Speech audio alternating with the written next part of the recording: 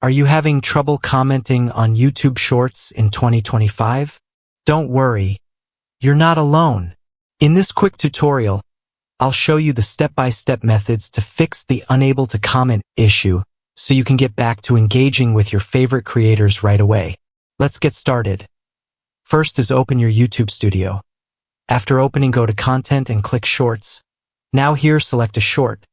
In the details, click on Visibility and click Public.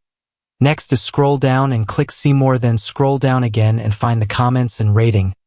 Turn on the comments and make basic the moderation and the sort of make it top. And that's it.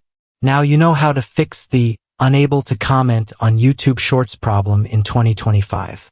If this video helped you, make sure to give it a like, share it with others who might be having the same issue, and subscribe for more quick fixes and tutorials.